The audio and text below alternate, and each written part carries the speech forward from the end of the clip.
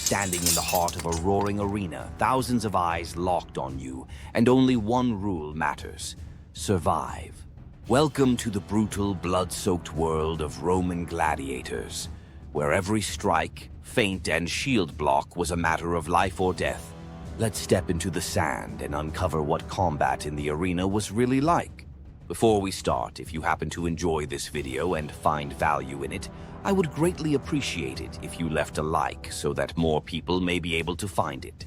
Additionally, if you don't want to miss out on more videos, why not subscribe? That way you will be notified every time I upload a new video. Let's get started now, shall we? The moments before combat were filled with ceremony and spectacle that heightened the drama for spectators. Gladiators would begin with a grand procession, pompa, into the arena, similar to the opening ceremonies of modern sporting events. That's where they would march in full regalia alongside musicians, arena officials, and sometimes even exotic animals.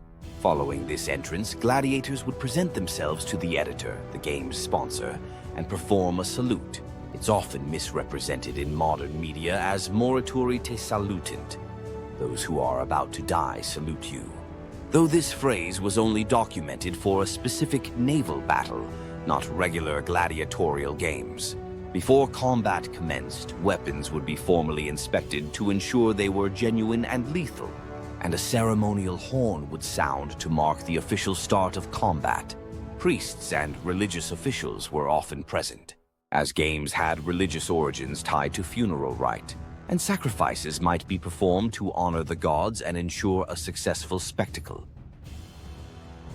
While Roman gladiators fought for their lives with sword and shield, they also had to fuel up, usually with a high-carb, low-meat diet. Not exactly ideal for survival. Lucky for us, we've got better options. If you're prepping for emergencies, camping off-grid, or just want to stock up smart, Prepper Beef delivers premium, protein-packed meat with over a 10-year shelf life. No refrigeration, no nonsense, just real food when you need it most. Check the link in the description and be ready for anything. The Roman arena showcased a diverse array of specialized gladiator types, each with distinctive weapons and fighting styles that created dramatic matchups for spectators. The heavily armored Murmillo wielded a gladius, short sword, and large rectangular shield, often battling against the more agile Thraex, who fought with a curved Sika and smaller shield.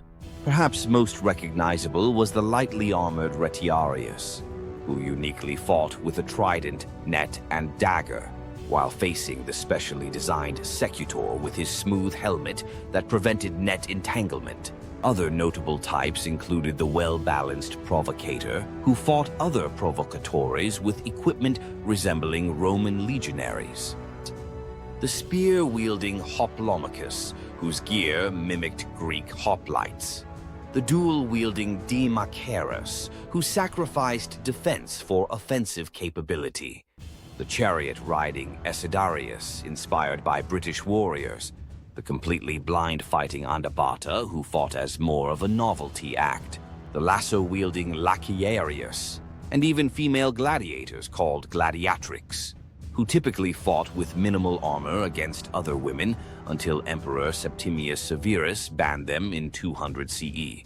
I have more details on the gladiator types in the description. If I included it in the video, it would run far too long. The combat itself was a carefully choreographed blend of violence, skill, and theatrical showmanship that unfolded in massive amphitheaters filled with tens of thousands of spectators from every social class.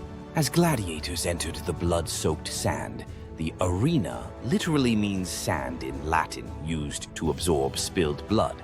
The crowd's roar would reach deafening levels, spectators stamping their feet so forcefully that the very structure seemed to tremble. The fights typically began with gladiators testing each other's defenses with cautious opening moves, showcasing their training as they circled one another, before exploding into brutal clashes of metal against metal, shield against weapon. Referee officials called summa rudis vigilantly monitored the action, enforcing rules against tactics like tripping or striking fallen opponents. while specialized arena attendants dressed as the ferryman Charon or the god Mercury stood ready to remove the dead or seriously wounded. The audience participated actively throughout, cheering spectacular moves, jeering at displays of cowardice, and ultimately influencing the fate of defeated fighters through their thumbs and shouts to the editor of the games. Far from the chaotic free-for-all depicted in modern films, these battles were sophisticated spectacles with tactical nuance that knowledgeable Roman audiences understood as deeply as modern fans follow their favorite sports, complete with betting, fan favorites, and intense rivalries that could divide cities into passionate factions supporting different gladiators or fighting styles. Combat sports are the closest events that depicts gladiator battles in this modern day. Following combat, the aftermath unfolded with ceremonial precision that matched the spectacle itself. When a gladiator was defeated but not killed outright, he would drop his weapons and raise his left index finger, ad digitum, to request mercy, at which point the crowd would make their desires known through shouts and gestures. The editor of the games, often the emperor in imperial Rome, would then make the final decision, traditionally signaled by turning his thumb, though contrary to popular belief, we don't know for certain whether thumbs up meant life or death. Victorious gladiators received palm branches, prize money, and sometimes valuable gifts, while particularly impressive fighters might be granted wooden swords, rudies, signifying freedom from the arena. Medical teams would quickly attend to the wounded, as gladiators represented significant investments, with specialized physicians developing advanced surgical techniques specifically to treat arena injuries. The bodies of the fallen were unceremoniously dragged from the sand through the Porta Libitinaria, the Gate of Death, by arena servants costumed as the underworld god Dispater, clearing the way for the next bloody spectacle. Life in the arena offers surprising wisdom for today's challenges. Like gladiators who trained rigorously under specialized lanistae, success in any field requires dedicated practice and expert mentorship. The specialized gladiator types remind us that understanding your unique strengths and limitations is essential. Some flourished with speed and agility, like the Retiarius, while others leveraged power and protection like the Murmillo. Modern professionals similarly need to identify their natural talents rather than competing in areas ill-suited to them.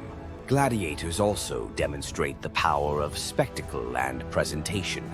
They weren't just fighters, but performers who understood that skill alone doesn't capture attention without showmanship.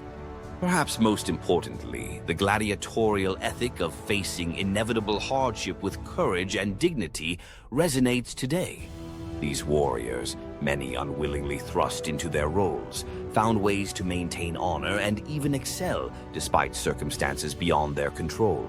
Finally, like the most successful fighters who earned their wooden sword, rudies, of freedom through repeated victories, persistence through multiple setbacks ultimately creates the opportunities that can change your circumstances entirely. History isn't simply a collection of distant events, but a source of wisdom that can inform how we navigate our complex world today.